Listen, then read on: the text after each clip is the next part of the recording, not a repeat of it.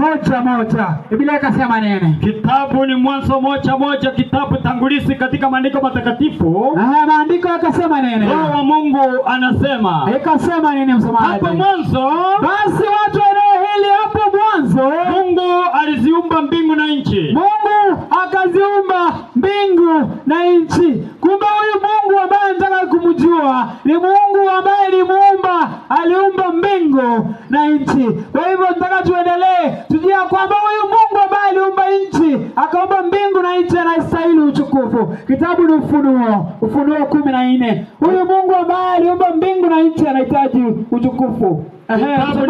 Kitabu ni Ufunuo 14, kitabu cha mwisho katika Biblia takatifu, katika kitabu Ufunuo 4. Umesema 4 ama 14 mtumishi? 4:11. Maandiko Ufunuo 4 fungu lake la 11 ndilo la mwisho katika kitabu hicho. Biblia ya Mungu inasema. Ikasema nini? Umestahili wewe, Bwana wetu na Mungu wetu, Bwana wetu na Mungu wetu, kupokea utukufu na heshima, kupokea utukufu na heshima na nini msemaji? Na uweza. Kwa hivyo endelea. Kwa kuwa wewe ndiwe uliyeumba vitu vyote. Kwa kuwa yeye ndiye aliyeziumba vitu vyote. Huyu Mungu anahitaji heshima haya. Na kwa sababu ya mapenzi yako,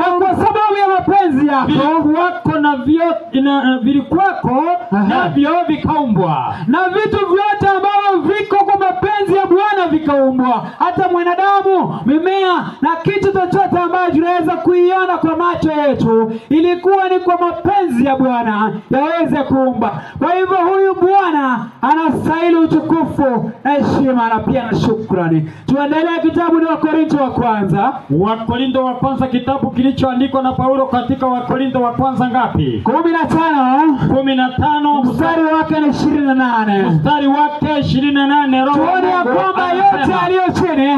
Biblia ikasema nini? Inasema Wakorintho wa kwanza 15:28.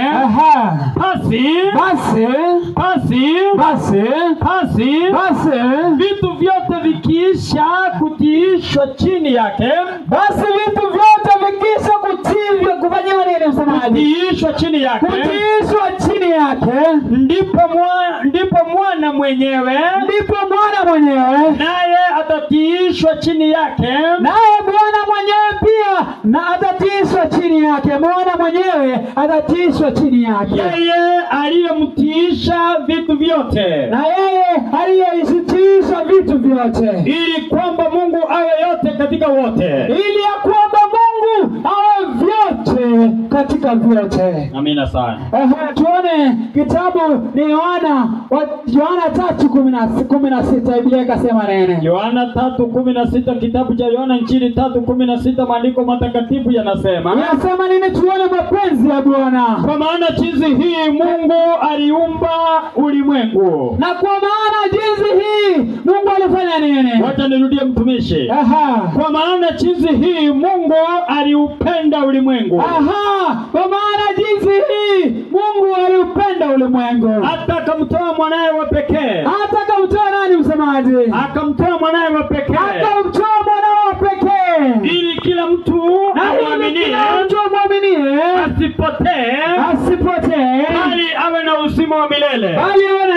Na uzima wa milele. Basi watu eneo hili Mungu aliupenda eneo la Siria, akamtoa mwanae wa pekee ili kila mmoja ambaye atamwamini huyu Yesu ambaye tunalihubiri katika eneo hili hatapotea kamwe, bali atapata uzima wa milele. Kitabu ni waraka wa Yohana Waraka wa kwanza wa Yohana 4 mstari wake ni 8. 4 mstari wake wa 8. Pumzi ya Mungu yanena. Inanena ikasema nini msemaji? Yeye asiyependa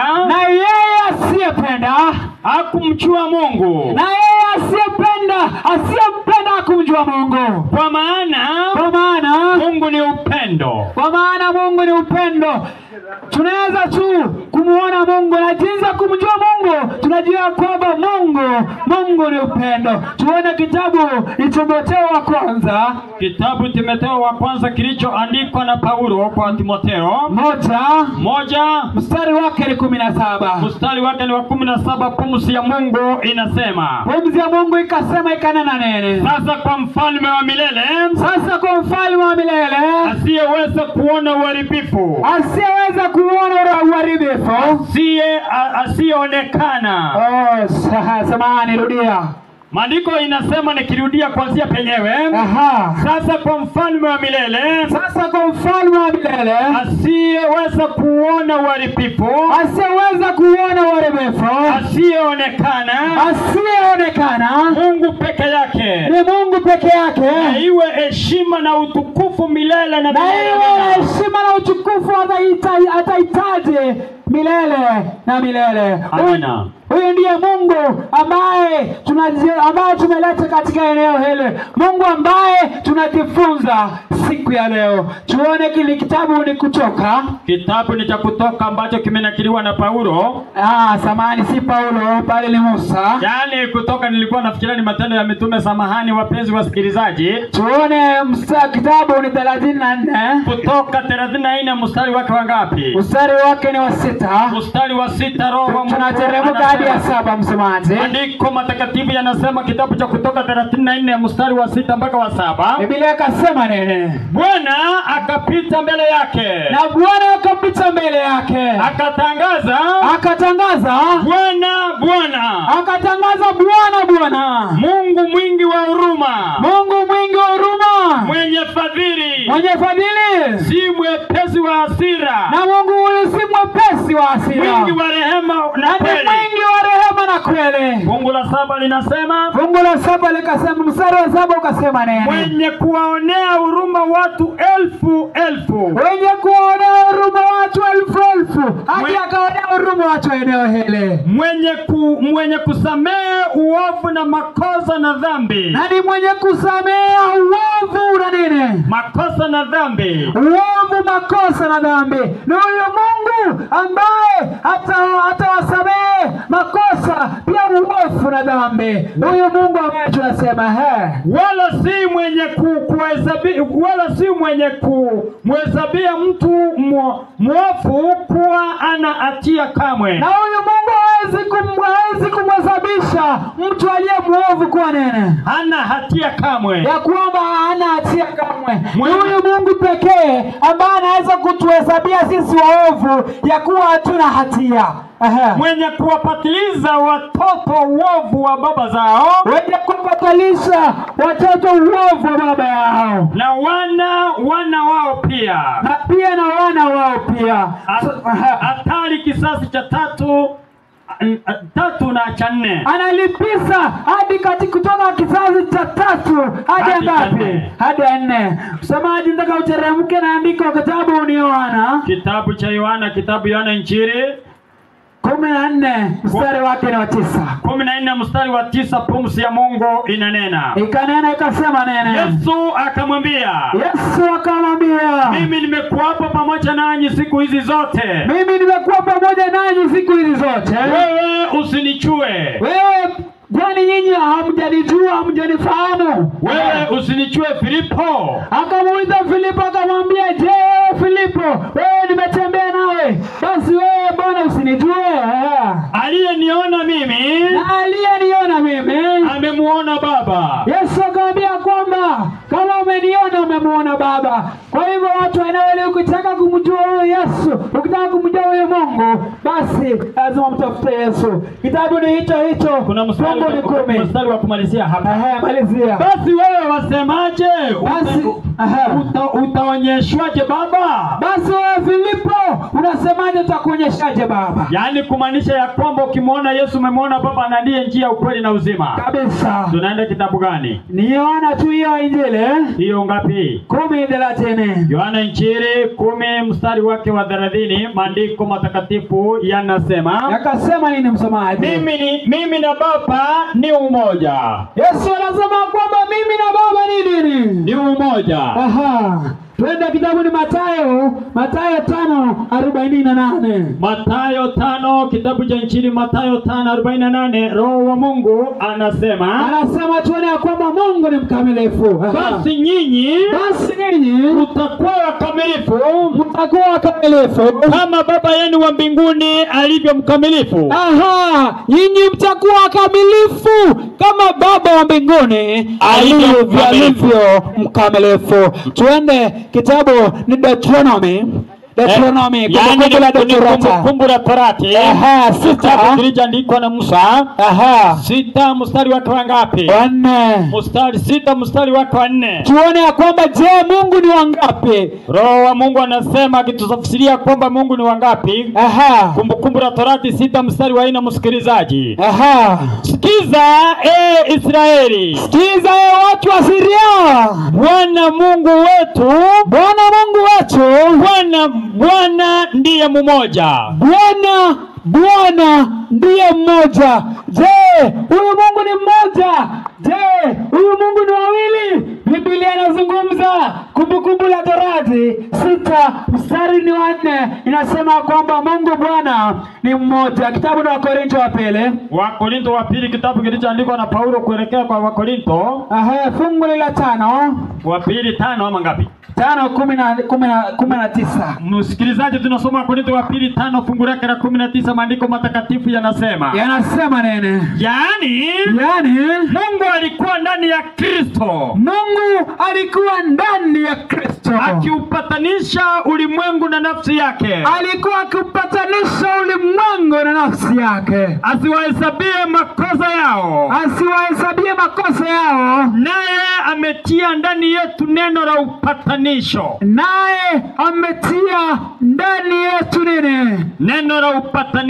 Neno la upatanisho. Tunapatanishwa na Bwana kupitia kwa Mwana. Swali sasa ni je, Mungu ni nani?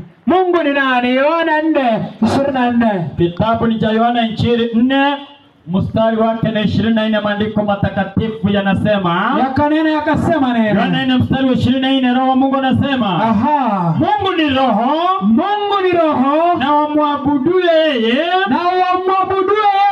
imewapasa kumwabudu katika roho na kweli. Imewapasa kuwafanya nini msemaji? Kumwabudu katika roho na kweli. Kumwabudu katika roho na kweli. Tumepata kwamba Yesu ambaye ni Bwana ndiye anayetupatanisha na Mungu. Kwa hivyo tuone ya kwamba huyu Mwana ni nani? Kitabu ni Isaya 9 mstari wake na 6. Kitabu Isaya 9 kilichoandikwa na mtumishi wa Mungu Isaya mwaka wa 538 BC. 40 ngapi? Mstari wake ni wa 6. Isaya ngapi? 9. Isaya 9 mstari wake ni wa 6. Roho wa Mungu ananenea watu wa Syria namna hii. Ya kwamba Isaya alitabiri nini? Maana kwa ajili yetu mtoto amezaliwa. Tumepewa mtoto mwanamume. Na uwezo wa kifalme utakuwa begani mwake. Naye ataitwa jina lake Mshauri wa Ajabu. Mshauri wa Ajabu. Mungu mwenye nguvu. Baba wa milele. Mfalme wa amani. Alitabiriwa na Isaia. Tuteremke hadi kitabu ni Waebrania 1 mstari wake wa pili. Kitabu Waebrania 1 mstari wake wa pili kilichoandikwa na Paulo mtumishi wa Mungu. Tuone huyu mwana ambaye tunamzungumzia, mtoto mwanaume ambaye amezaliwa. Waebrania 1 mstari wa pili Biblia inasema nini? Mwisho wa siku hizi amesema na sisi katika mwana. Aliyemweka kuwa mrithi wa yote. Mrithi wa yote. Tena kwa yeye nini ilifanyika msemaji? Aliufanya ulimwengu. Na pia kwa yeye ulimwengu uliumba. Kwa huyu mwana ulimwengu ukaumba. Tunarudia fungu ni Yohana 1:1 tunateremka hadi 3. Yaani Yohana Injili 1:1 mpaka 3, maandiko matakatifu yanasema watu wa Siria. Yanasema nini? Tunaanzia penyewe Yohana 1:1, maandiko yanasema. Ikasema nini? Hapo mwanzo palikuweko neno. Na hapo mwanzo palikuweko neno. Naye neno alikuweko kwa Mungu. Na huyu neno alikuweko kwa Mungu. Naye neno alikuwa Mungu. Na huyu neno alikuwa Mungu. Mstari wa pili unasema. Mstari wa pili ukasema nene. Huyo mwanzo alikuwa kwa Mungu. Na huyo mwanzo alikuwa kwa Mungu. Na mstari wa 3 nasiri kututafsiria ya kwamba ikatafsiri ikasema nene. Yote vilifanyika kwa huyo. Na yote ilifanyika kwa huyo. Wala pasipo yeye. Na wala pasipo yeye hakikufanyika chochote. Na wala pasipo yeye hakikufanyika chochote kilichofanyika.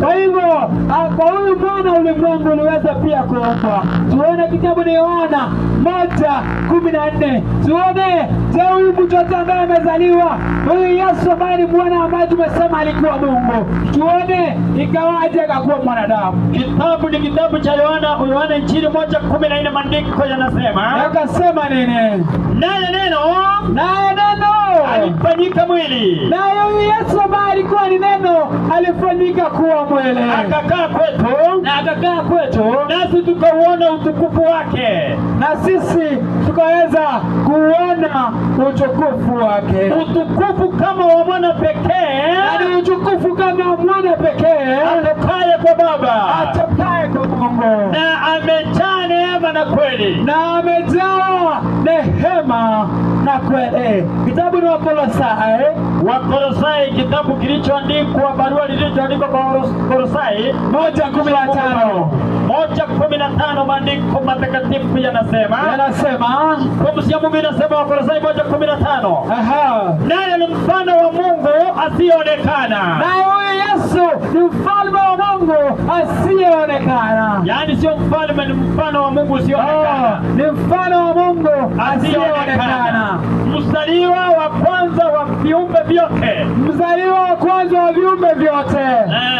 Teremka na andiko tunaenda hadi 19. Katika kitabu hicho Wakolosai 1:19 endelea hadi 15 endelea, tunateremka hadi 19. Sawa, fungu la 19 linasema, mtumishi wa Mungu linasema jinsi hii. Enda 16 ili teremke polepole msomaji. 16 ndio hapo ndipo wacha soma. Kwa kuwa katika yeye, na kwa kuwa katika yeye vitu vyote viliumbwa. Vilivyokuwa mbinguni na vilivyokuwa juu ya nchi. Vinavyoonekana na visivyoonekana. Vinavyoonekana kwa macho ya mwanadamu na visivyoonekana. Na vitu vya enzi. Na vitu vya enzi. Au usharitani. Au enzi. Au mamlaka. Vitu vyote viliumbwa kwa jina yake. Na vitu vyote viliumbwa kwa jina lake. Na kwa ajili yake. Fungu la 17 linazidi kusema. Inasema nini msemaji? Kutoka kwa Wakolosai 1 tumefika katika fungu la 17, tulipoanzia 15 tunaingia katika fungu la 17. Teremka na andiko. Biblia inasema. Ikanena ikasema nini? Naye amekuwako kabla ya vitu vyote. Naye huyu Yesu amekuwako kabla ya vitu vyote. Na vitu vyote hushikana katika yeye. Vilitendwa katika yeye. Fungu la 18. Fungu la 18 likasema, naye ndiye kichwa cha mwili. Naye ndiye kichwa cha nini? Cha mwili. Yaani cha kanisa. Naye ni mwanzo. Mzaliwa wa kwanza katika wafu. Na mzaliwa wa kwanza katika wafu. Ili kwamba awe mtangulizi katika yote. Ili ya kwamba awe mtangulizi katika vyote. Na msumari wa mwisho tunapigilia katika Wakolosai 1:19. Teremka na andiko msemaji. Andiko linasema. Likasema nini? Kwa kuwa katika yeye. Na kwa kuwa katika yeye. Alipendeza utimilifu wote ukae. Na kwa yeye alipendeleza utimilifu wote kufanya nini? Ukae. Tunazidi kumuona mwana na tuteremke kitabu ni Yohana wa Injili 10:30. Yohana Injili 10:30, maandiko matakatifu yanasema. Akasema huyu mwana ni nani? Mimi na Baba ni umoja. Akasema kwamba mimi na Baba ni nani? Umoja. Tu mmoja. Kitabu ni hicho fungu ni 11, twende 14. Yohana 11 fungu la 14. Andiko matakatifu yanasema, mpenzi msikilizaji, Yohana 11 fungu la 14. Basi hapo Yesu akawaambia waziwazi, Lazaro amekufa. Samahani, teremka hadi mstari wa 9. 11 mstari wa 9. 14 mstari wa 9. Sawa, yani ilikuwa ni utaratibu wa ulimi. Yohana 14 mstari wa 9. Biblia takatifu inasema nini? Yesu akawaambia, mimi nimekuwapo pamoja nanyi siku zote. Wewe usinijue Filipo. Aliyeniona mimi amemuona Baba. Twende ni kitabu Philippians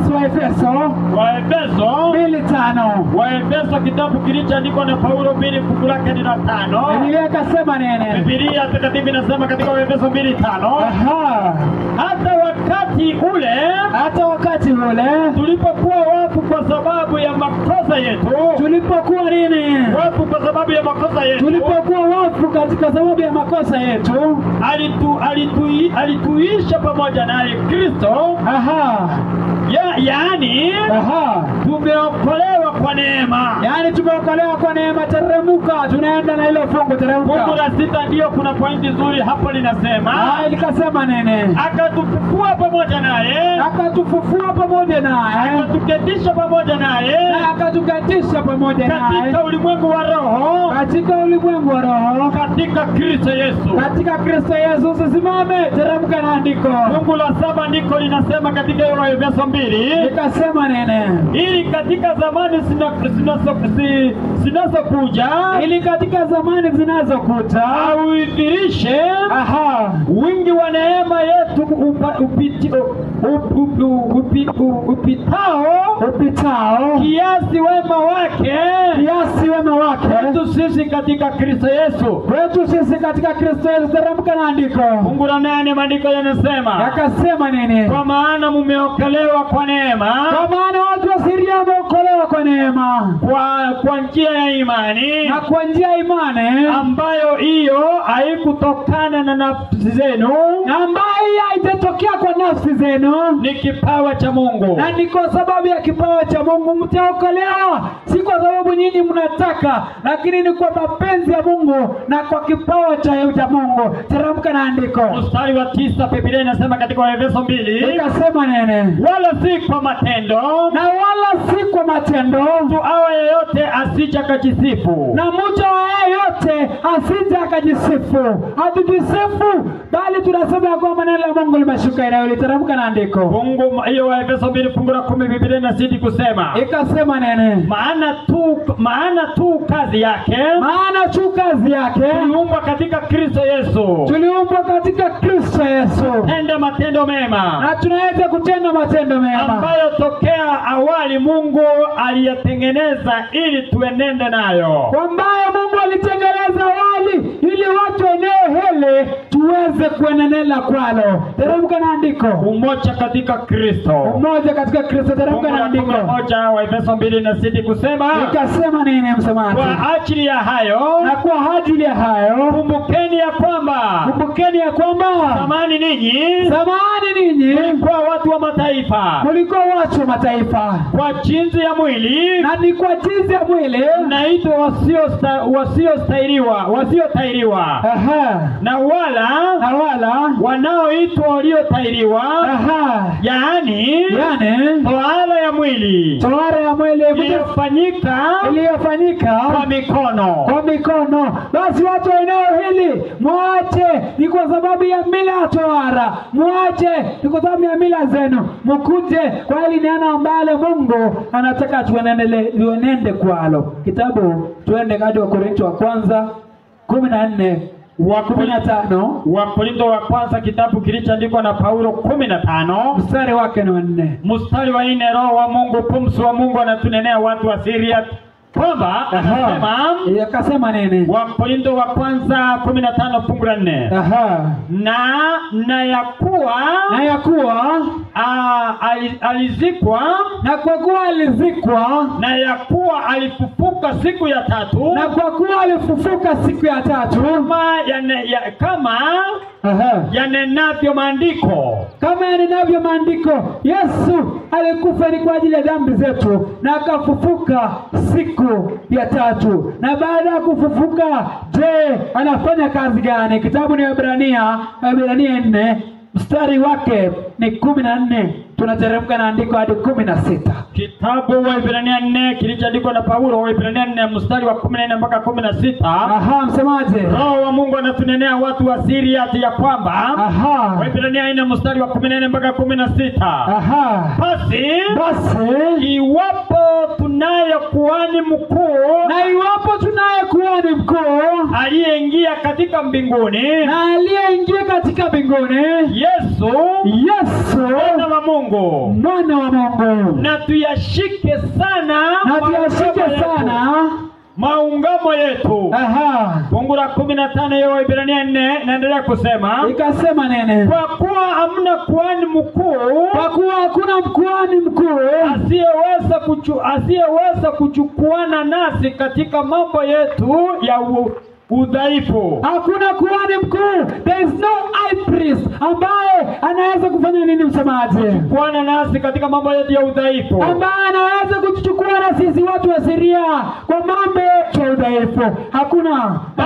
Bali yeye aliyejaribiwa sawa sawa na sisi katika mambo yote, bali yeye aliyejaribiwa pamoja nasi katika mambo yote, bali kufanya dhambi, bali hakufanya dhambi, bali huyu Yesu alifanywa akakufa ni kwa sababu yetu, na kwa hivyo hakuwa ametenda dhambi bali akateswa. Fungu la 16 katika Waebrania yeye inaendelea kusema, akasema nini? Basi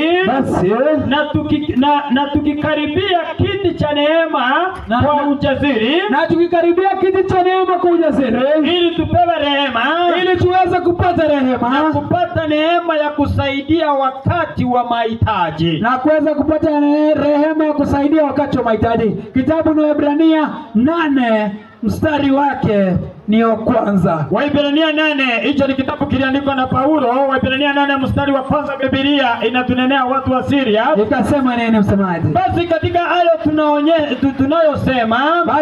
hayo tunayosema, neno lililo kuu ndilo hili. Tunayo kuhani mkuu wa namna hii, aliyeketi mkono wa kuume wa kiti cha enzi, aliyeketi mkono wa kiume wa kiti cha enzi cha nani? Ukuu wa mbinguni, cha ukuu wa mbinguni. Teremka na andiko. Fungu la pili linasema, Waebrania 8:2, ikasema nini? Mhudumu wa patakatifu, una ile hema ya kweli. Soma vizuri msemaji. Andiko inasema, nikirudia katika Waebrania 8 fungu la pili, mhudumu wa patakatifu, na wa ile hema ya kweli, ambaye Bwana aliweka, wala si mwanadamu, na si mwanadamu. Yesu ndiye kuhani mkuu anayetuombea sisi, na yuko katika mkono wa kiume wa Mungu. Na huyu Yesu anakuja, huyu Yesu yuaje watu wa Syria, huyu Yesu yuaje. Kitabu ni Yohana Injili 14 fungu ni wa kwanza, 14 mstari wake wa kwanza. Yesu anasema ameenda kutuandalia mahali. Anasema Injili 14 mstari wa kwanza, maandiko yanasema, tunateremka hadi wa 3. Hiyo msifadhaike mioyoni mwenu, watu wa Syria, msifadhaike mioyoni mwenu, muaminini Mungu, muaminini huyu Mungu, niamini nami. Na Yesu anasema mniamini pia nami. Fungu la pili linasema, ikasema nini msemaji? Kwa nini tumwamini? Nyumbani mwa Baba, nyumbani mwa Bwana yana makao mengi. Kuna makao mengi. Kama sivyo ningaliwaambia. Kama sivyo Yesu anasema singaliwaambia. Maana naenda. Kwa maana naenda kuandalia mahali. naenda kuandalia mahali. Na fungu la 3 linazidi kusema, Nikasema nene, basi mimi nikienda, basi mimi nikienda kuandalia mahali, naenda kuandalia mahali, ajabu ni kwamba nitakuja tena, na nitakapokuja tena wakaribisheni kwangu. Aha, Yesu anakuja ili kufanya nini? Ili nilipo, Ili pia yeye alipo. ili nilipo ni mimi, Ili alipo yeye, nanyi muwepo. nanyi pia. Jambo la tumaini hilo. Kwa hivyo huyu Yesu fanya nini msemaji? Huyu Yesu anafanya nini? Yesu anarudi. Anarudi na Yesu yuaja. Ndio tumeandika ya kwamba katika bana yetu ya kwamba Yesu ayuacha. Yesu yuaja. Kwa hivyo nikitoa salamu nasema ya kwamba Siria, unajibu nini? Yesu yuacha. Kwa hivyo Siria, Yesu yuacha. Yesu yuaja. Siria. Barikiwe sana. Kwa hivyo na tuombe. Na Mungu awabariki sana. Tuombe. Utupendaye Mwenyezi Mungu, tunapenda kushukuru kwa sababu umetuonyesha na umetufunza katika maandiko. Tumeweza kujua kwamba wewe ni Baba, na tumeweza kujifunza kwamba kwako tumekujua kupitia kwa Mwana. Tumeweza kwamba kuona kwamba huyo Mwana pia alitupatanisha na wewe, na huyo Yesu yuaja. Kwa hivyo Mwenyezi Mungu, kwa pamoja nasi tuongoze, hata mwalimu anayefuata atakapokuja muongoze. Ni kwa jina la Yesu Kristo tunaomba tukiamini. Amina. Amina sana. Tunataka kushukuru sana wapenzi wetu mnaotusikiza katika maeneo haya ya Syria. Mungu awabariki sana kwa sababu tumemaliza kipindi cha kwanza ambacho kimeletwa na mtumishi wa Mungu Amos katika masomo ya Biblia. Hivyo leo hii tunashukuru Mungu kwa sababu tutaendelea maeneo haya mpaka 2:30 usiku. Sasa tunataka kuingia katika kipindi kingine kwa haraka sana, ili ya kwamba tujiandae katika mafundisho ya picha usiku, nikimwalika dada mwenzetu Mary atuongoze katika wimbo mmoja tunapojiandaa katika kipindi kingine. Karibu sana dada Mary katika wimbo, ili kwamba tumkaribishe mnenaji wa mafundisho ya afya, tukimkaribisha Mama Esther Kurgat atakayetuelekeza katika mafundisho ya afya. Kwa hivyo karibu sana dada Mary, tuongoze katika wimbo masaa haya. Karibuni sana Mambarini, utuimbie wimbo tunapoendelea kujiandaa, ili ya kwamba tuhamishe hizi vyombo kuelekea pale katika uwanjani, sababu mawingu yamesimama sababu kulikuwa na mvua. Karibuni sana.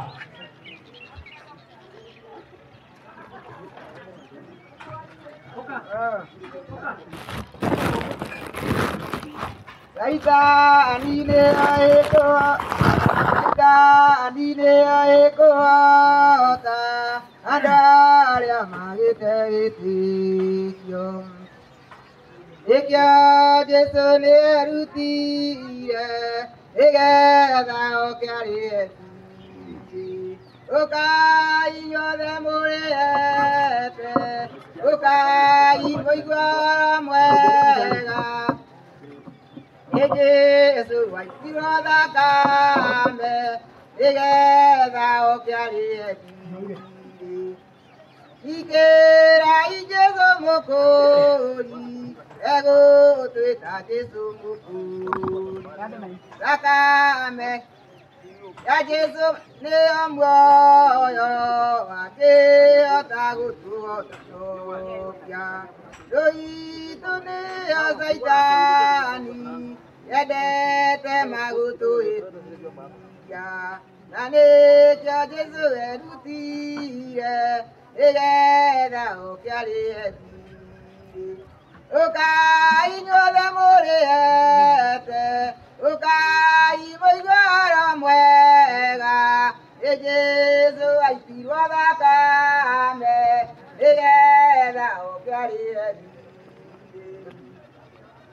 Ikera Yesu mokori, ego tuita Yesu mokori. Dakame Yesu ne noyo, ege otagutu no kya.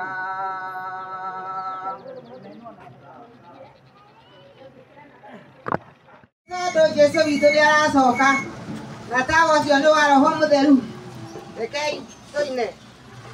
Wajai mata manyu, gado dumane buka, dumane ne kodo gwele. magwatio watia imata manyu mure na wedo munene mwadhanye akueoka mata ni magwatio adogiri igeu maika ya akomete ide na ide akete ade no egusoka watia imata manyu mure na wedo munene wadhanye akueoka mata wani magwatio siwa siate siata nato tika etio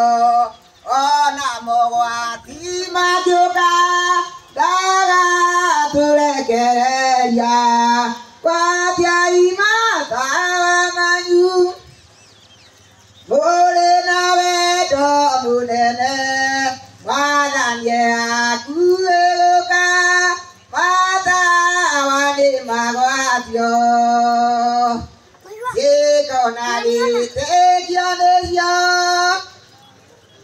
siago toria dosito twale kano turadimo twala kuya nagaja watia imata wa manyu mure na wedo munene wadhanye akueoka mata wani magwatio. Amina sana. Sasa tunachukua wakati huu baada ya kusikia kipindi cha kwanza ambacho kilikuwa ni mafundisho ya Biblia. Tena tumesikia nyimbo. Sasa tunaingia katika kipindi kingine ambacho ni kipindi cha pili, kipindi cha afya zetu kitakacholetwa na mtumishi wa Mungu Mama Esther Kurgat.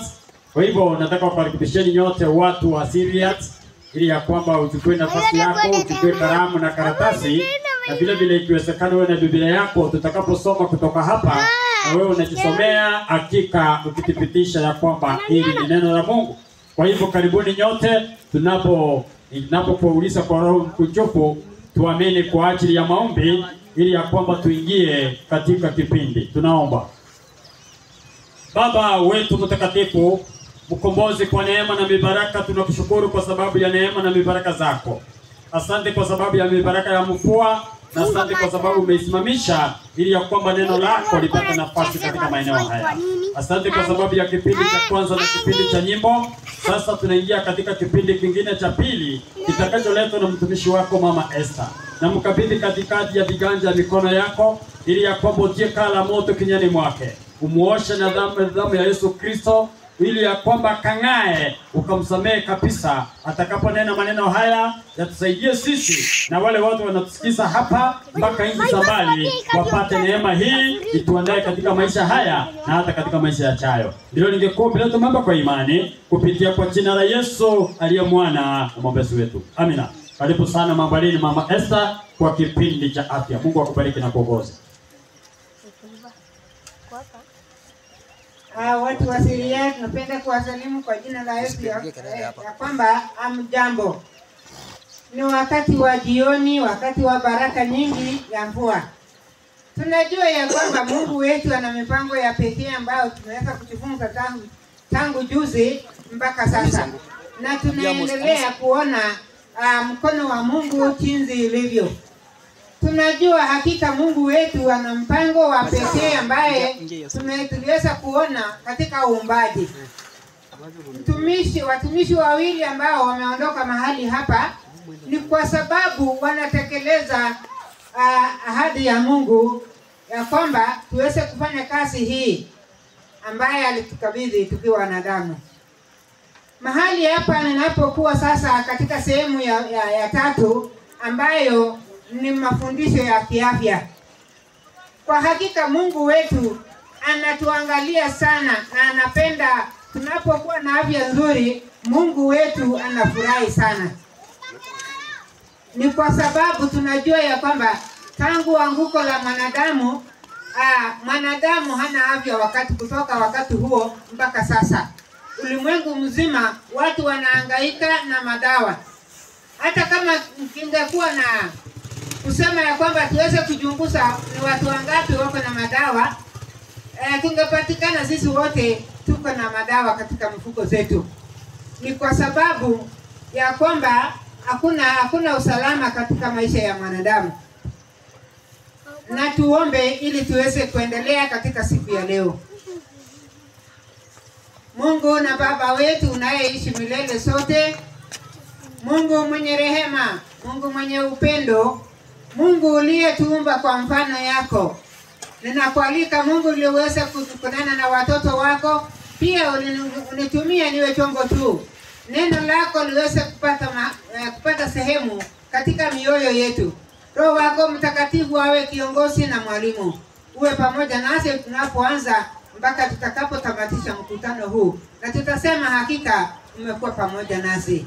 Ninaomba ni katika jina la Yesu aliye Bwana na mkombozi wetu. Amen. Amen. Ninapokuzia tu ya jana kidogo ni kusema ya kwamba tuliweza kuona wanadamu jinsi walipobarikiwa na Mungu na wakawapa chakula. Leo hii nataka tuweze kukuzia tu katika kitabu cha Mwanzo 3 ambao tutapata jambo moja ili tuende mapumziko ya siku ya leo. Mwanzo 3 mstari wake 22. Biblia ikasema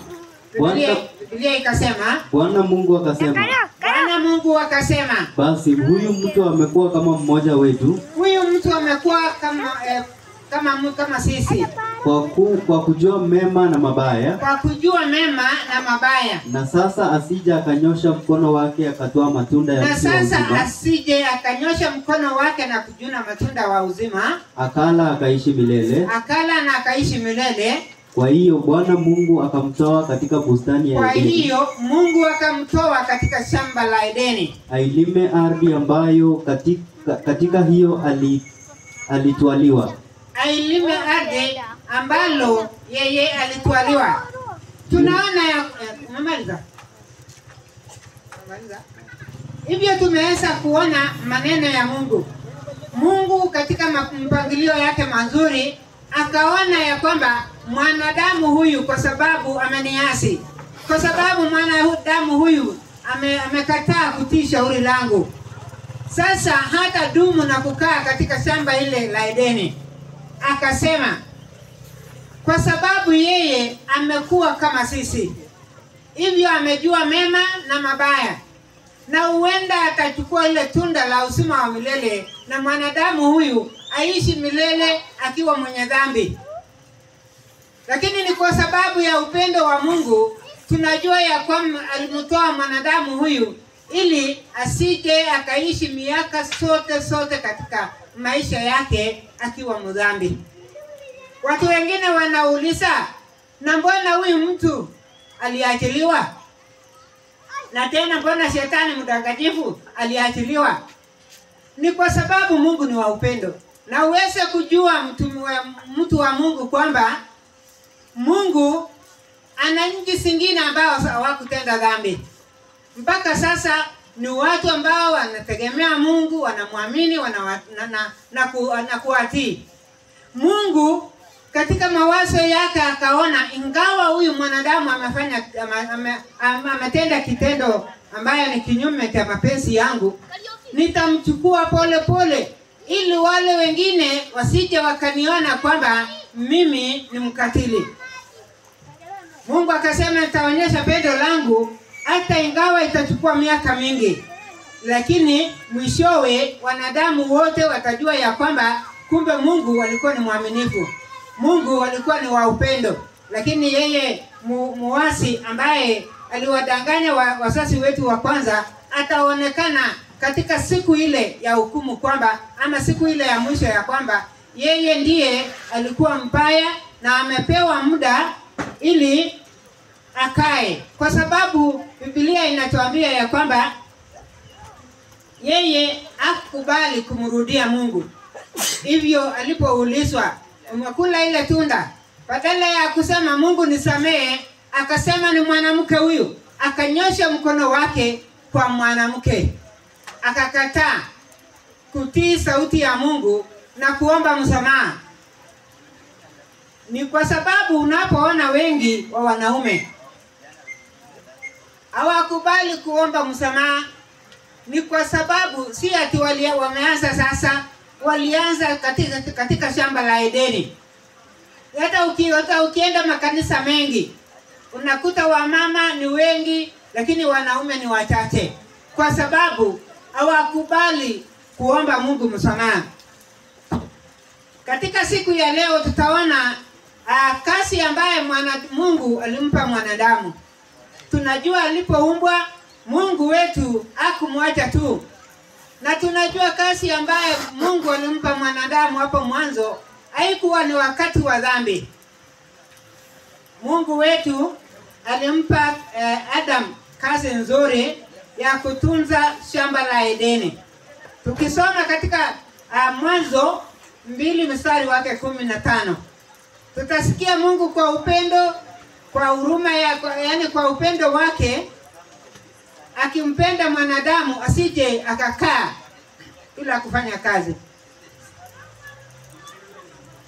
Mwanzo 2:15, Bwana Mungu akamtwaa huyo mtu, akamweka katika bustani ya Edeni, ailime na kuitunza. Asante sana. Tumesikia ya kwamba Bwana Mungu akachukua huyo mwanadamu mpaka shamba la Edeni na akampa kazi ya kulima na kutunza. Lakini sio ukulima kama yetu sasa. Ukulima huo ulikuwa ni ukulima wa pekee wa furaha. Mtu hakuwa anachoka akilima, alikuwa anafurahia Mungu, kazi ya Mungu ambaye Mungu mwenyewe alimpa. Lakini kwa sababu ya dhambi ilifika wakati ambao mwanadamu mpaka sasa analima mashamba ama analima chini kwa jasho. Ni kwa sababu ya dhambi. Lakini hapo kale mwanzo, jinsi tulivyoona ya kwamba hapo mwanzo Mungu wetu alimwagiza mwanadamu ailime na kufurahia na kukula aina zote za matunda bila malipo. Bila malipo. Hebu ona upendo huo wa Mungu. Akaona mwanadamu huyu kabla hajaumbwa, Mungu akamtengenezea chakula safi. Akamtengeneza asije akalala bila chakula. Na hakuitishwa chochote. Mungu tu alikuwa anataka aweze kumtii Mungu huyu na kufanya kazi hiyo kwa furaha.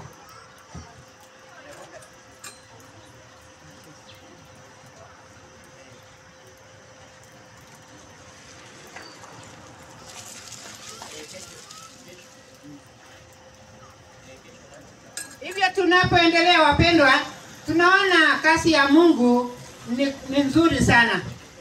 Upendo wa Mungu ni wa ajabu. Hebu tazama, mtu akualike kwake, alafu akupee vitu vyote bure. Na kuambia we ukae tu hapa ukiwa manager, ukitunza, ukilima, ukikula, ukinywa maji ya sehemu zote ya shamba hili. Tunaposoma katika kitabu ya Isaia 40 mstari wake 28, tukienda pole pole mpaka 31. Msomaji, tuende pole pole ili tuweze kusikia neno la Mungu ambaye Mungu wetu anatupenda. Isaia 40. Isaia 40 verses 28 mpaka 31.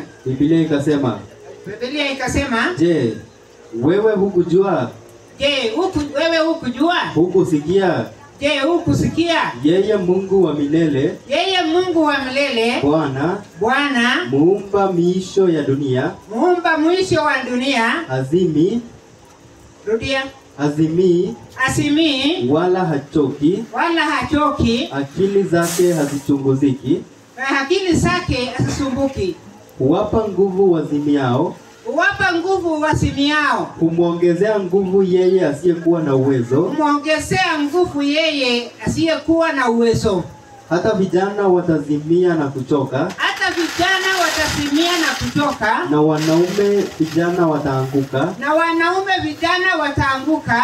Bali wao wamngojao Bwana watapata nguvu. Bali wale wamngojao Bwana watapata nguvu mpya. Watapata nguvu mpya. Watapanda juu kwa mbawa kama tai. Watapanda juu kwa mbawa mpaka kama tai. Watapiga mbio. Watapiga mbio. Wala hawatachoka. Wala hawatachoka. Watakwenda kwa miguu. Watakwenda kwa miguu. Wala hawatazimia. Wala hawatazimia.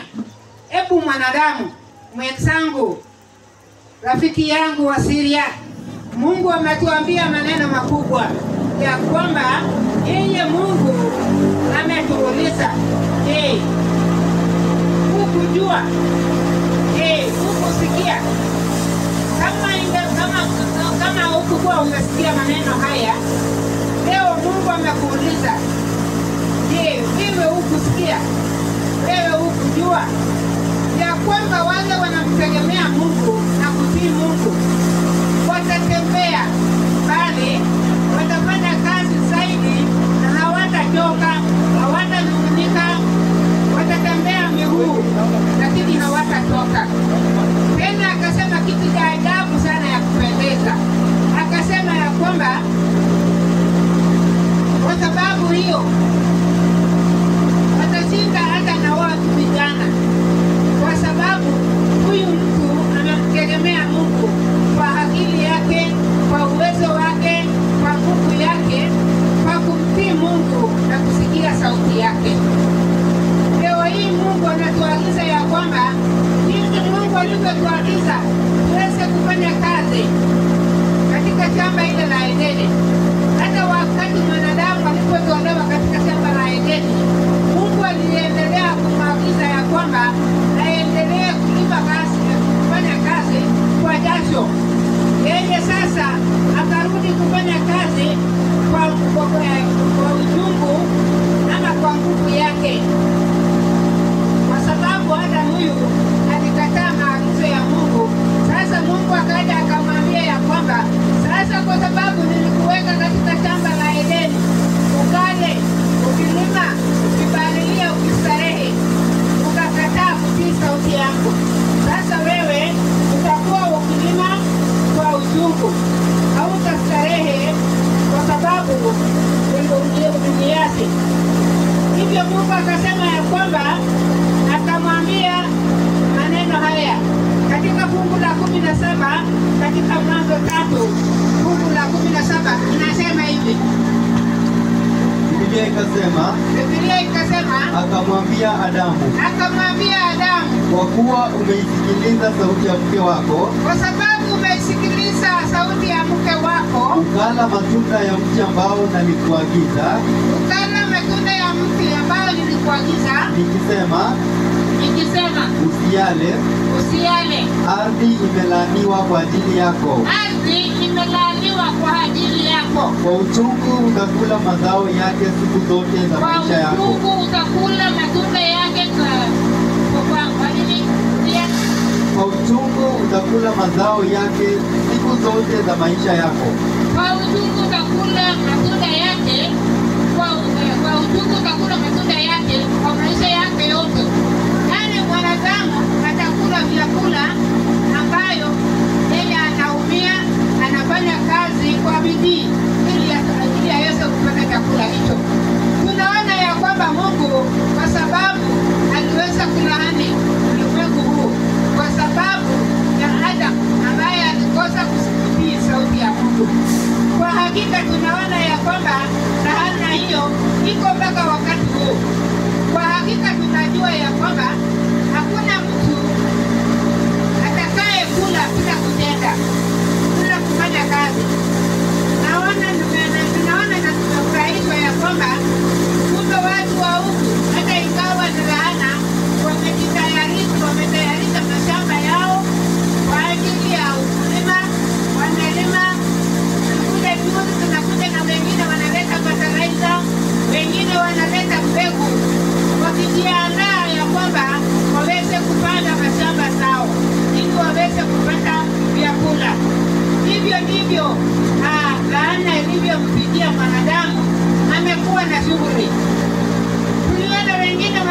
wanatoa mbegu kule na kule na kule. Ni kwa sababu wanahitaji chakula. Hawataki kulala njaa. Watoto wao wanatarajia waweze kukula vizuri, waweze kuvaa vizuri, ili waweze kutembea katika ulimwengu wakiwa wameshiba. Na hivyo natuambia ya kwamba Mungu wetu ni Mungu wa pekee ambaye ana upendo. Anapoongea hivi, hata kama laana Mungu mwenyewe alitoa kulaani mwanadamu, si kwa kupenda kwake. Kama mwanadamu angetii sauti yake, laana haingekuwepo. Hebu na tuangalie mstari wa 23. Inasema nini? Biblia ikasema, kwa hiyo Bwana Mungu akamtoa katika bustani ya Edeni. Kwa hivyo Bwana Mungu akamtoa katika shamba la Edeni. Ailime ardhi ambayo katika hiyo alitwaliwa. Ailime ardhi ambayo kwa hiyo alitwaliwa. Ni hakika kwamba hata tunapoangalia mwisho wa mwanadamu yeyote anarudi mavumbini mahali aliyotwaliwa. Na tumeambiwa ya kwamba mwanadamu yeyote aishi akae kwa njia ya starehe, akaishi kwa nyumba nzuri, apate chochote kile anaona anapendezwa nayo, ni kwa sababu anafanya kazi kwa mpango. Anapangia kulima, anapanga kusomesha watoto wake, anapanga kutunza mke wake, anapanga kwa sababu tumeona ya kwamba Mungu alimpa mwanadamu aliposema ya kwamba tazama, mwanadamu huyu amefanana nasi.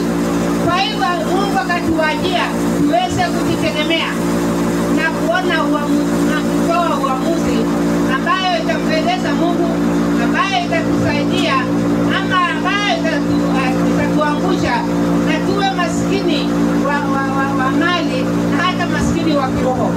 Lakini Mungu wetu tunaona ya kwamba yeye anatujali sana. Kitu cha ajabu amesema ya kwamba mwanadamu huyu akinirudia kutii sauti yangu, hatalemewa na chochote kile, hata simia, familia yake haitakuwa na shida, kwa sababu yeye Mungu atamsaidia, atamuongoza, kwa sababu anamrudia Mungu huyu kwa moyo. Hebu na tuangalie kitabu cha Zaburi 105 mstari wake 5. Wapendwa, tunaona Mungu anatupenda. Unaposikia sauti hii mahali ulipo, ujiulize mambo haya. Mbona Mungu alichukua muda wake na kupanga kwa ajili ya mwanadamu na kutoa mwana wake kutoka kule mbinguni aje asaliwe jinsi tumefundishwa na mwalimu wa Bible study? Tumeona ya kwamba Kristo alisaliwa akiwa mfalme, akiwa mwenye enzi, akiwa mwenye nguvu. Ni kwa sababu yako nami tuweze kupata wokovu na tuweze kujua mpango wa Mungu, ambaye tukijua mpango huu hakika hatutapotea, kwa sababu Mungu anajua ya kwamba tulisikia kwa kitabu hiki cha Mwanzo ya kwamba Mungu alitoa mwanadamu katika shamba la Edeni. Wakati alipokosa akatolewa. Na hivyo tutarudi mbinguni kwa ajili ya Yesu ambaye alitoka mbinguni na akaja kutufundisha na kutuelimisha, naye akatuambia ya kwamba yeye ndiye njia na uzima wa milele. Yeyote yule anamwamini Yesu atakuwa sasa amepata njia ya kumrudisha kwa Bwana. Haya, na tuweze kusoma katika kitabu ya Zaburi 103 mstari wake ni 5.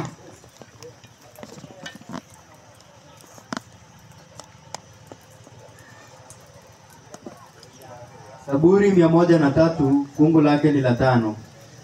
Aushibisha mema uzee wako, ujana wako ukarejeshwa kama tai. Airudia. Aushibisha mema uzee wako. Biblia inasema aushibisha uzee wako, ujana wako ukarejeshwa kama tai. Ujana wako utarejeshwa kama tai. Ni kwa sababu ukimtii Mungu huyu, tunajua hakika wale watu wanatembea kwa umri wa miaka ya 70 kwenda juu, hata 40 hata 50, tunajua ya kwamba kila mmoja anaelekea uzeeni. Lakini neno la Mungu linatuambia ya kwamba hakika Mungu huyu atatuongezea miaka, ama atachukua uzee wetu na kutufanya tuweze kuwa vijana. Kwa sababu yeye Yesu alishuka ili atuandae tumrudie Mungu. Tusije tukatembea kutembea kote ulimwengu tukimuasi Mungu. Yeye Mungu katika mafundisho yake anatuambia ya kwamba hakika mkitii sauti ya Mungu, afya yenu itarudi. Tujue ya kwamba tunapoangalia ulimwengu ambao unaomboleza kwa maafa, wanalia kwa sababu ya magonjwa mengi ambayo yamekita mizizi katika ulimwengu huu, ni kwa sababu ya ule kuhasi Mungu, ni kwa sababu ya kuvunja sheria ya Mungu ambaye Mungu mwenyewe alisema ya kwamba mfanye kazi katika shamba la Edeni. Uweze kufanya kazi hili mkiitunza na kuilima shamba hili, mkikula chochote mtakavyo. Lakini kwa wakati huu tunalima kwa jasho, tunakula kwa fedha, tunapata yote hayo kwa masumbufu. Kama una pesa kwa wakati huu, huwezi kupata kitu kizuri. Kama una pesa, huwezi kupata kitu ambayo itakupendeza. Lakini Mungu wetu anasema ya kwamba, ama anatuambia ya kwamba tukitii na kufanya mazoezi katika kazi hii ambaye Mungu alitupa. Ujue ya kwamba leo hii tumeweza kuwa katika sheria ya pili ambaye Mungu anasema ya kwamba fanya kazi. Jinsi alipompa Adam afanye kazi, hata anatuambia hata kama umeajiriwa na umeajiriwa kazi ya serikali, unaenda huko unaketi chini ofisini ukishughulika mchana wote, Mungu anasema ya kwamba fanya bidii uone unapata mazoezi. Usije ukapanda gari kutoka kwako mpaka ofisini, ukitoka ofisini unapanda gari mpaka nyumbani kwako. Anasema ya kwamba fanya mazoezi, kwa sababu mwili wako inahitaji mazoezi. Inahitaji mazoezi ya kulima, inahitaji mazoezi ya kutembea, inahitaji mazoezi ya kuweza kukufunja viungo vyako, ama viungo vyako, na hata misuli yako kunyosha. Usikae tu chini. Ingawa kwa sababu mdanganyifu anatuambia ya kwamba ukibarikiwa kuwa na mali nyingi, ukibarikiwa kuwa na kazi, au starehe tu ukikula, kwani kuna shida gani? Na unajua mwisho wa mwezi unapata pesa. Lakini ni kweli unapata pesa, lakini mwili wako utazidi kudhoofika na kuwa na magonjwa mengi, kwa sababu Mungu alipoumba mwanadamu akajua ya kwamba mwanadamu huyu lazima afanye kazi ndio mwili wake aweze kuwa na afya nzuri. Unapofanya kazi unafikiria vizuri, unapotembea unafikiria vizuri, unapofanya mazoezi yako. Siku hizi wengi wanaenda sasa kufanyishwa mazoezi kwa sababu wameketi chini ofisini kwa muda wakikula yale mazuri, lakini mwishowe sasa wamekuwa na uzito sana mpaka wameshindwa kutembea, mpaka hata wengine wameshindwa kulala. Wakifika kwa daktari anamwambia yeye, kama bado unataka kuishi katika ulimwengu huu, shuka kwa kitanda lako, kuja lala chini. Kama bado unahitaji miaka, shuka utembee, shuka kwa gari lako utembee na miguu yako, uenda hata kilomita 2 ukienda ukirudi. Wengine wamepewa na madaktari mshipi ya kusaidia maisha yao, ambayo watawafanya watembee kama wanapimwa, kwa sababu siku ile atakaporudi kwa daktari ataona ya kwamba kweli huyu mtu alienda na akafanya mazoezi. Na wakati huo unapofanyiwa mazoezi, mwili wako naye unarudi chini. Ndio nakwambia tutakapofika kesho tutaona kuna kuna madawa nyingi ambayo itatufanya tuweze kuwa na mwili nzuri na itatuleta kwa Mungu. Tuweze kutii sauti ya Mungu, tuweze kuenenda kwa maagizo ya Mungu. Ujue ya kwamba tangu wakati huo mwanadamu, nilikuwa nimetangulia kusema ya kwamba mwanadamu mpaka sasa atembei bila madawa mfukoni mwake kwa sababu ya shida mbalimbali. Kuna wengine wanaumwa na vichwa, kuna mwingine anaumwa na mgongo ama kiuno, kuna mwingine anaumwa na mguu. Ukiona mtu anatembea kama hajiwezi ni kwa sababu ya uzito ambao uko mwili wake. Hivyo Mungu wetu anatuambia ya kwamba tuweze kuenenda kulingana na uwezo wa Mungu. Tutasoma katika kitabu ya Zaburi 104 mstari wake 23 ambayo ni Mungu letu la mwisho. Alafu tuende sehemu nyingine, tutamwalika dada yangu atuambie mawili matatu kuhusu kama tumekonjeka tutafanyaje. Mungu wetu ametupangia nini na nini ili tuweze kutumia angalau ama at least tuweze kuwa na miaka na afya nzuri. Hebu mkamai kusoma Zaburi 104 mstari wake 23. Biblia inasema mwanadamu atoka kwenda zake kazini. Rudia. Mwanadamu atoka kwenda zake kazini. Mwanadamu atoka kwenda zake kazini. Na kwenye utumishi wake mpaka jioni. Na kwenye utumishi wake mpaka jioni. Unaona Mungu anatuelewa sana. Akasema mwanadamu utoka kwake akaenda kufanya kazi ya mikono yake. Kama umeajiriwa, kama ni kazi yako ya shamba, unatoka asubuhi mapema na unarudi jioni. Na akasema ya kwamba anaenda kufanya kazi. Hiyo fungu ni fungu la pekee.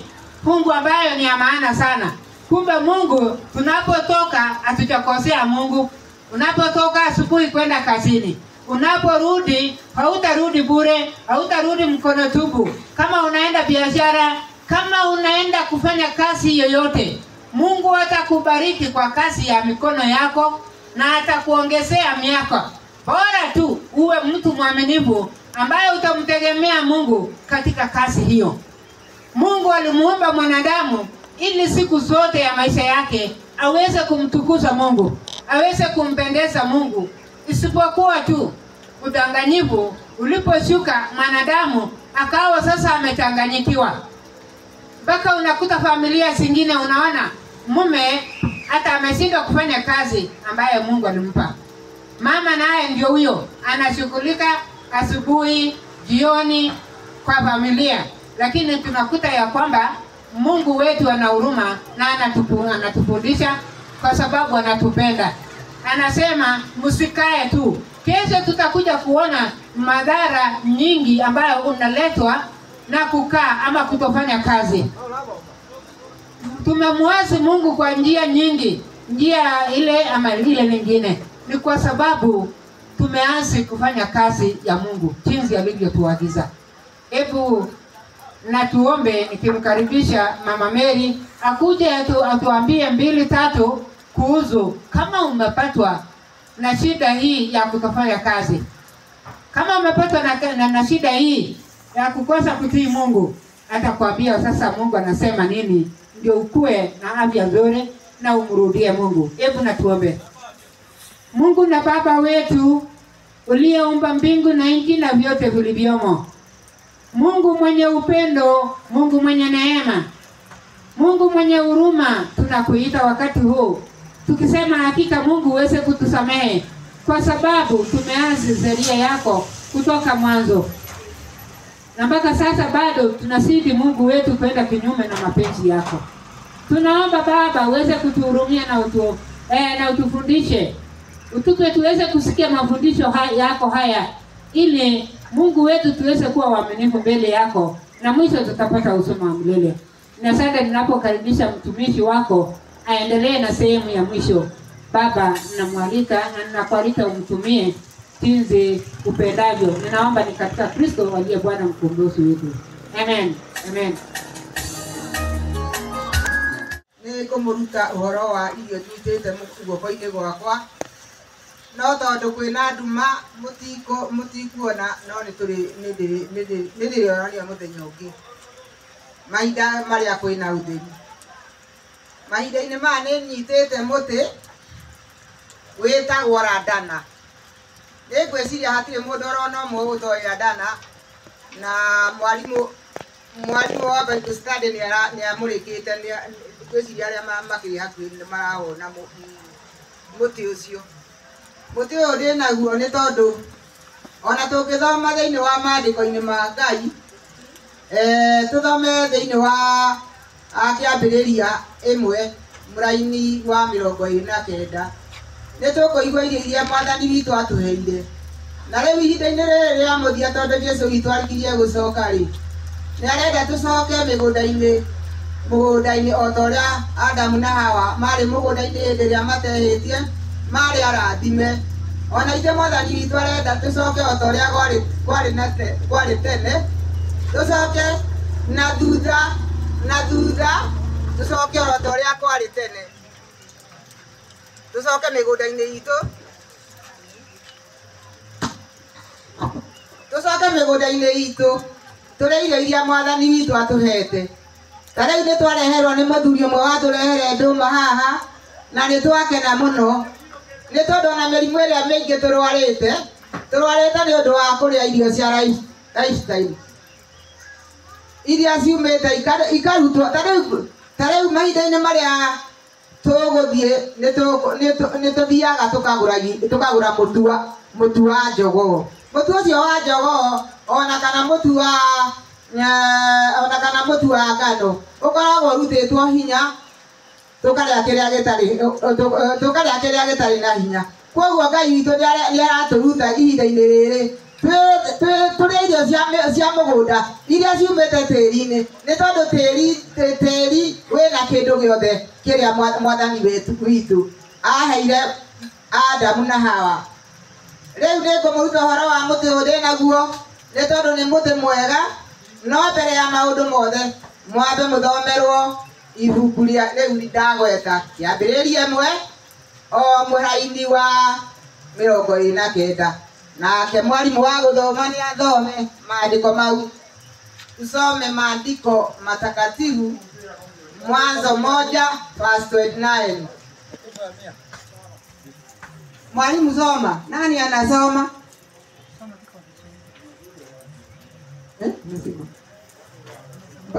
Basi simu ya mwalimu imekwisha moto.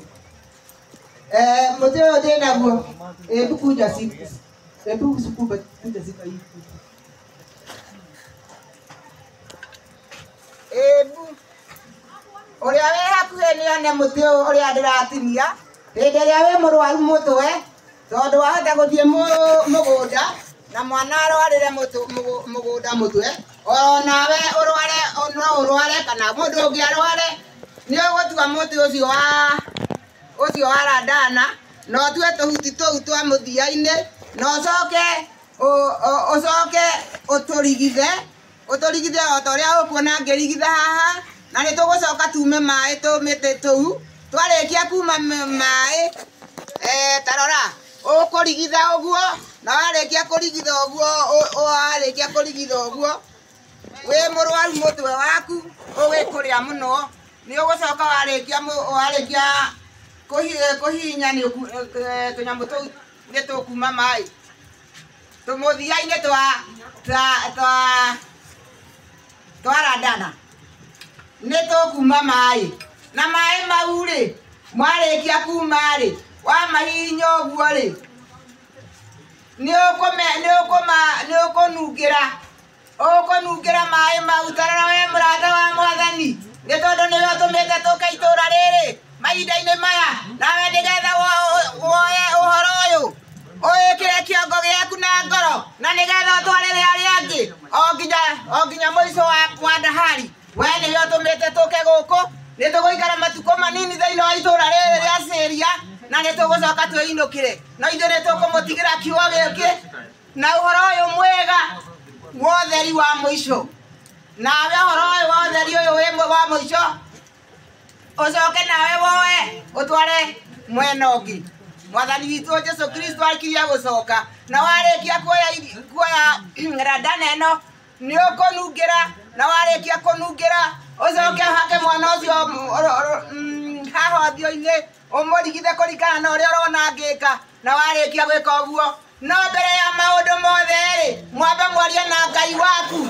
å turie maru oe mwathani waku oro harä a å rä no coke wä ke å rute wä ra å cio nake Ngai wa igå rå na thä nä ekå å rathima wä ra å cio na mwana å cio waku nä ekona ona akorwo nä må ndå mwä nake Ngai witå nä ekå rathima ndawa ä yo nä ndawa mwathani witå atwete nä tondå nä atå heire kahuti oro gothe ge gå kå thä inä wa thä ä no Ngai nĩwe wombire igũrũ na thĩ na indo ciothe iria irĩ kuo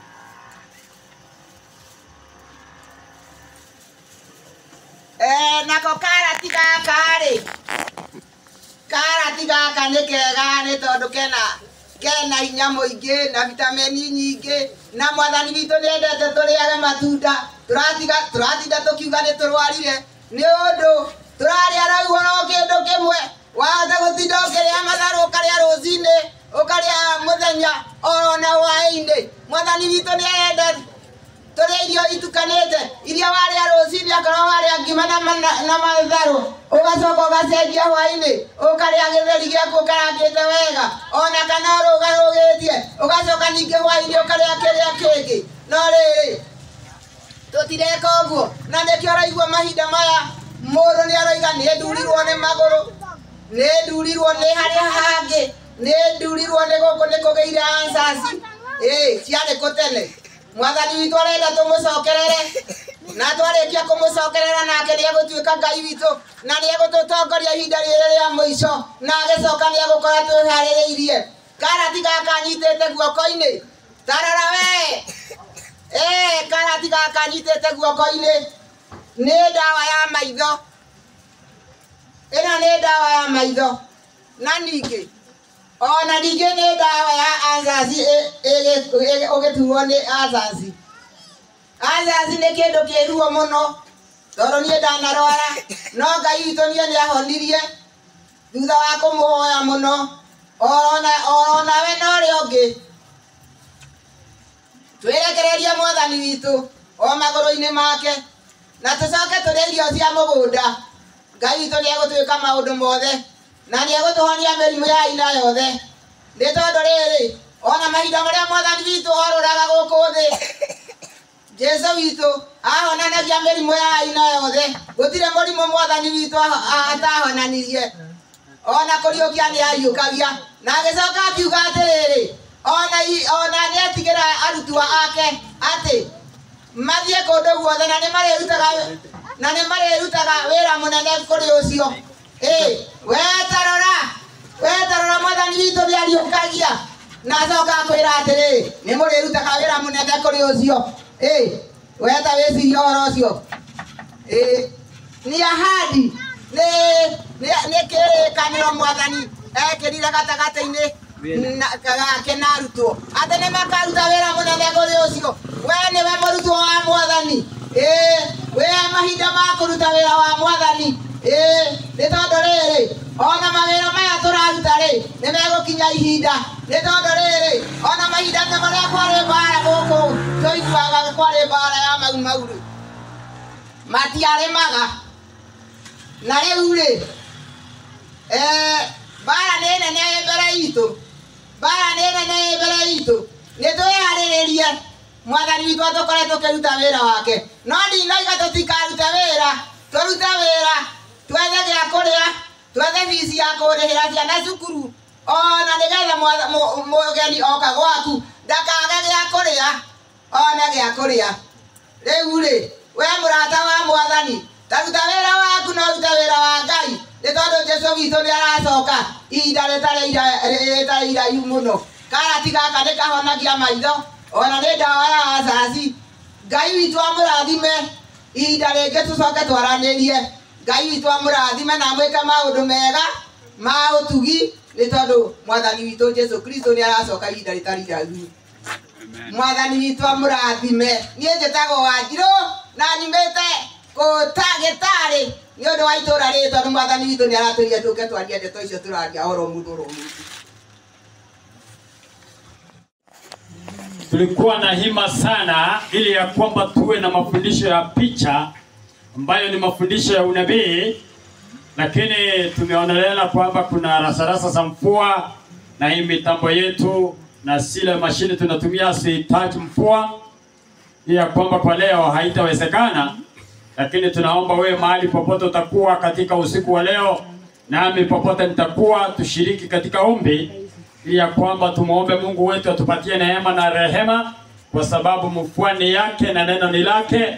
Ipate nafasi mvua kwa wakati wake na neno lipate nafasi kwa wakati wake, ili ya kwamba katika hizi sehemu zote tulikuwa tumejiandaa kwa ajili ya mahubiri haya siwe zimekamilika kwa njia iliyo ya manufaa sana. Hivyo sasa ninataka nisome mistari miwili mitatu tunapoendelea kufunga katika mahubiri ya siku ya leo. Kwa hivyo kwa njia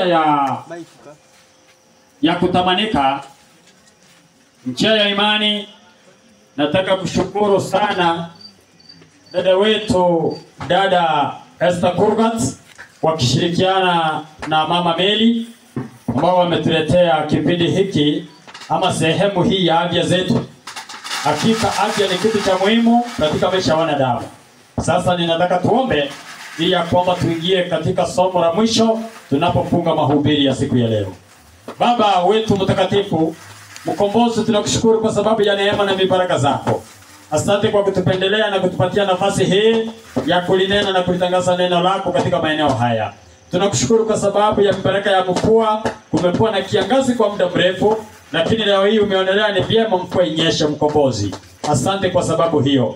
Lakini hakika ni kwamba tunaomba kwa imani, ikiwezekana mkombozi, sababu neno ni lako na mvua ni yako, ukaweka mwavuli wako ili ya kwamba wakati tutakapomaliza kipindi cha mwisho ndio tupate mibaraka ya mvua, ili kila moja ipate sehemu yake. Sasa tutakapoingia katika ujumbe huu tena masaa haya, tunaomba msamaha wa dhambi na kibali kutoka mbinguni ili ya kwamba tunene kadri ya mapenzi yako. Ndilo lingekuwa ombi letu, tumeomba kwa imani na nikupitia kwa jina la Yesu aliye mwana na mwombezi wetu. Amina.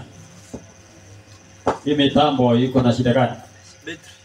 Betri sawa, tutarekebisha kesho. Ninataka kwa haraka uniangalilie kitabu ambacho ni kitabu cha Warumi 5 mstari wake wa 8. Maandiko inasemaje? Warumi 5 mstari wa 8, Biblia takatifu inasema. Warumi 5 mstari wa 8 Warumi. Mstari wake wa 8. Ikasema. Utasogea hapa karibu ndio usome. Ikasema, bali Mungu aonyesha pendo lake mwenyewe kwetu sisi, kwa kuwa Kristo alikufa kwa ajili yetu tulipokuwa tungali wenye dhambi. Kwa hivyo ndugu mpendwa msikilizaji, hakika ni kwamba watu wasiriliane. Mungu wetu ameonesha upendo, ameonesha neema. Sisi tulikuwa watu wa kupotea, sisi tulikuwa watu hawana tumaini, lakini kwa sababu ya neema, kwa sababu ya upendo ambapo Yesu alikupenda wewe, ambapo Yesu alinipenda mimi, ambapo Yesu amependa kila mmoja jinsi ile ulivyo. Hakubagua ya kwamba wewe ni mwenye dhambi, hakubagua ya kwamba wewe haufai, hakubagua ya kwamba wewe ni kiwete, hakubagua ya kwamba wewe ni kisiwi, hakubagua ya kwamba wewe una kisomo, hakubagua ya kwamba wewe ni maskini, lakini ametunemesha kila mmoja.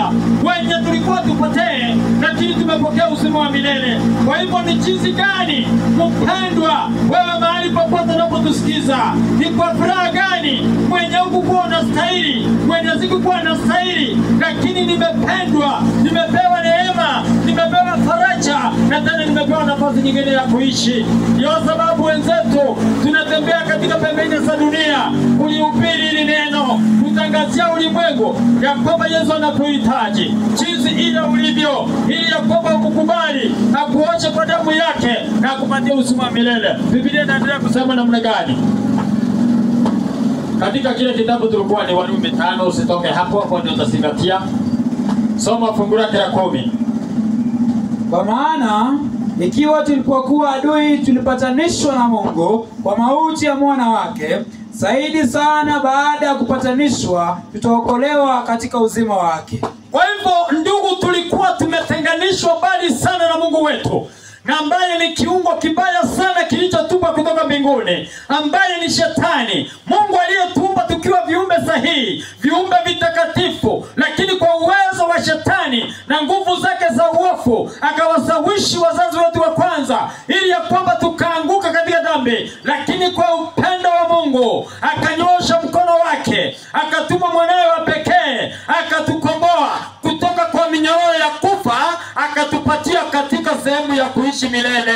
Kwa hivyo ndio sababu tunakuita mwenzetu katika masaa haya, mahali popote ulipo, uamini ya kwamba Yesu alikufa kwa ajili yako, Yesu alikuja kwa ajili yako, na anakupenda jinsi ile ulivyo. Kila anahitaji tu ni uitikie wito na utembee katika barabara yake, na atakupatia uzima wa milele. Na uzima wa milele hauna mwisho, hauna mwanzo, utakuwa ni wa milele, sababu tafsiri ya milele haina tafsiri, sababu ukianza mwisho unaenda milele, na ukifika milele unaenda milele. Hata ukitembea kilomita yoyote ile ama maili zozote zile, utapatana na milele. Huo ndio uzima tumetunukiwa mimi na wewe. Naendelea kusemaje fungu la 11? Wala sivyo tu, ila pia tujifurahisha katika Mungu kwa Bwana wetu Yesu Kristo, ambaye kwa yeye sasa tumeupokea huo upatanisho, Adamu na Kristo. Kwa hivyo ndugu mpendwa, Adamu wazazi wetu walitenda dhambi ya kufa, dhambi ya upotefu, dhambi ya kupotea, lakini kulikuwa na upatanisho kwa mwana wa pekee wa Mungu. Alitupatanisha kupitia kwa damu yake, sio damu ya ndege, sio damu ya mwana kondoo, sio damu ya kondoo ama ya mbuzi ama ya ndama, lakini ni damu ya kipekee ya mwana wa Mungu, ambaye kupitia kwake hilo jina lake linapoitwa, mapepo yanaondoka bila kushawishiwa. Jina hilo linapoitwa, magonjwa yanapona. Jina hilo linapoitwa, uchawi na ushirikina unakufa. Jina hilo linapoitwa, dhambi zinakufa kwa mtu. Jina hilo linapoitwa, mema yanarejea. Jina hilo linapoitwa, tumaini linapatikana pasipokuwa tumaini. Ndugu mpendwa, ingekuwa kwa jinsi gani usije ukafungiwa nje katika zile siku tutakuwa katika milima hii. Hata wale wenzetu ambao wanaogofya watu, ambao ni wale wanakaa msituni, pia Mungu anawapenda na pia Mungu anawahitaji. Hii sauti itakapowafikia, watatupa bunduki na watainua mikono, na Mungu atawaosha kwa damu yake, na atawapokea na atawapatia uzima wa milele. Kwa sababu tulikuwa tupotee, lakini kuna kiunganisho kikubwa ambacho ni Yesu Kristo, ambaye tunayemtangaza. Kila mmoja mpokee, na akimpata unapata uzima wa milele. Ukimpata unakuwa na tumaini la maisha. Ukimpata afya yako inaporeshwa. Ukimpata mema yote yanakuandama. Fungu la 12. Kwa hiyo kama kwa mtu mmoja dhambi iliingia ulimwenguni, na kwa dhambi hiyo mauti, na hivyo mauti ikawafikia watu wote, kwa sababu wote wamefanya dhambi. Kwa hivyo kupitia kwa mtu mmoja, wazazi wetu Adamu alidanganywa mke wake Hawa, akadanganywa na nyoka, wakashiriki katika dhambi. Nami na wewe tukahesabiwa dhambi, tulikuwa tupotee milele. Lakini Mungu akafanya uunganisho, akafanya uhakikisho, akatuunganisha kupitia kwa damu ya mwana pekee ambaye ni Yesu Kristo. Alipokufa msalabani, akalia Eloi Eloi lama sabakthani, yaani Mungu wangu mbona waniacha? Mambo yote yakaisha, ili kwamba kwamba tukaunganishwa pamoja na Mungu. Tulikuwa tupotee milele, lakini sasa tumepokea uzima wa milele. Lakini una masharti. Masharti haya ni ya jinsi gani? Yohana 3 fungu lake la 16. Hilo ni fungu tutarudia, tukilirudia sababu hamuna mstari kwa Biblia ulio bora zaidi kuliko hilo fungu. Hamuna mstari wa tumaini ulio bora zaidi kuliko mstari. Maandiko yanasemaje mtumishi wa Mungu?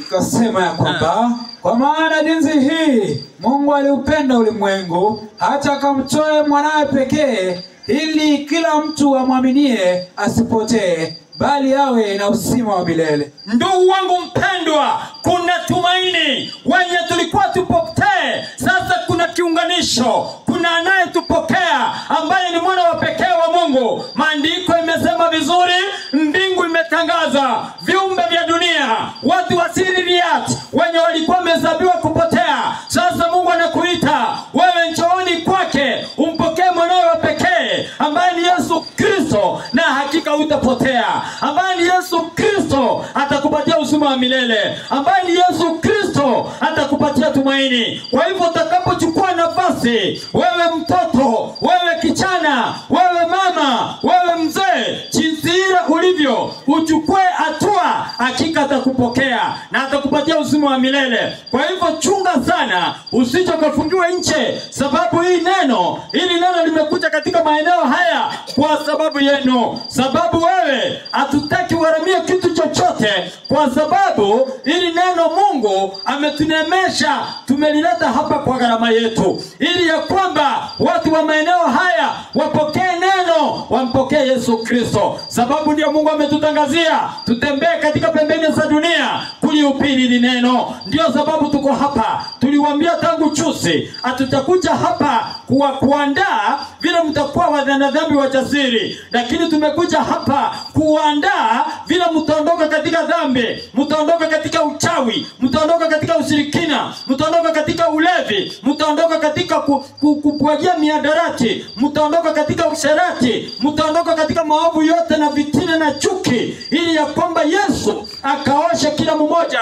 Zaidi ya yote tupokee uzima wa milele. Je, haya ikiwa tutampokea Yesu yatawezekana ama yatazidi kusalia jinsi yaliyokuwa? Hebu soma kitabu ambacho kinachosema Wakorintho wa pili 5 fungu la 17, ili ya kwamba tusikie, ikiwa mimi nilikuwa ni mzinzi, mimi nilikuwa ni msharati, mimi nilikuwa ni mwizi, mimi ni mchawi, mimi ni mlevi, ni mwenye chuki, ni wa kudhara dhambi ya kila aina, nikimpokea hii Yesu hakika atanipokea na nitakuwa salama ama nitapotea. Wakorintho wa pili 5 fungu la 17.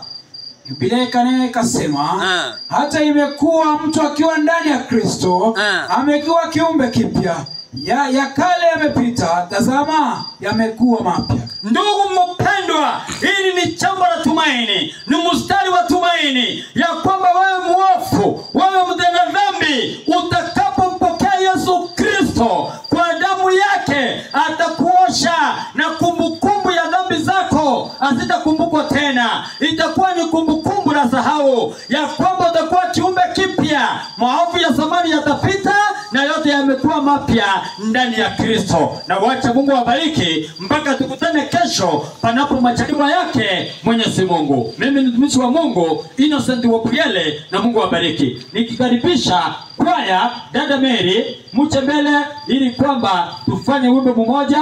Baada ya kumaliza tutafanyiwa ombi na mama Esther. Tukimaliza tukiondoka mahali hapa tukielekea tupumzike, ili ya kwamba tukutane kesho katika kufululiza vipindi hivi katika maeneo haya. Mungu awabariki, msidi kutuombea na sisi tukisidi kuombea. Karibuni sana kwa wimbo mmoja tu. Karibu sana.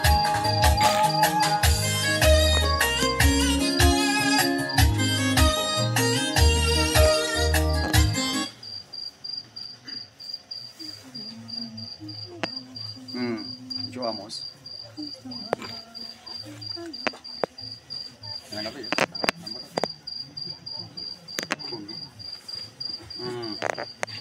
Tunaimba nyimbo tunaimba wimbo namba 10. Wimbo namba 10 unaosema Kristo wa sauti yangu ni kama nani atapeana sauti nzuri? Amos. Kristo wa neema yote, imbisha moyo wangu, mifurizo ya baraka inaamsha shangwe kuu. Unifunze nikupende, nikuandame kote, moyo wangu ukajae furaha na tumaini. Namshukuru sana Bwana aniwezesha huku, salama aniongoza hata kule nyumbani.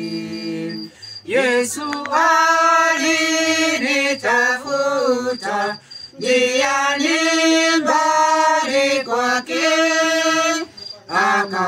akatoa damu yake nipone hatarini. Kweli mimi mwiwa mkubwa wa neema daima, wema wako unifunge zaidi kwako Bwana, ili nisivutwe tena kukuacha mponya. Nitwalie moyo wangu uwe wako kamili. Tumalizie naombe Mama Esther. Na tuombe. Baba Mungu wetu unayeishi milele sote, tazama ni wakati mwingine wa jioni ambao tumekamilisha mafundisho ya wakati huu. Tunakushukuru Mungu kwa sababu umekuwa pamoja nasi. Tumeweza kuona neema yako ya pekee ya mvua. Umeweza kutuzungumzia kupitia kwa Roho yako Mtakatifu. Umetuongoza, kila mmoja umemtumia awe chombo tu. Naomba Mungu Baba kwa ajili ya neema yako iweze kukaa na kukita mzizi katika mji huu. Kila mmoja aweze kuona neema hiyo na aweze kuchunguza moyo wake kwa neno lako takatifu. Ni asante Baba kwa utumishi huu ambao ulitupa na tumekuja katika mji huu wa Syria. Ninaomba Mungu neno lako liweze kupata nafasi katika moyo wa kila mmoja. Nasi zote Baba uweze kutujalia siku ile utakaporudi Kristo tuweze kuonekana katika ufalme wako pamoja na watumishi wako wote ambao wameweza kusikia sauti hii mahali popote walipo. Uweze kubariki kila mmoja kulingana na mapenzi yako na neema yako. Sifa na utukufu zikurudie, maana ninaomba katika Kristo aliye Bwana mkombozi wetu. Amina. Amen. Amina. Amen. Mungu awabariki sana, tukutane kesho panapo majaliwa yake Mwenyezi Mungu. Wale mnaotusikiza kutoka mbali, ni ya kwamba tuko katika mji unaitwa Siriat, hapa ni Laikipia katika mpaka wa Samburu, na hapa ndio tuko tunapeperusha injili hii. Mungu azidi kuonekania na kutumania mpaka tukutane tena kesho panapo majaliwa yake Mwenyezi Mungu.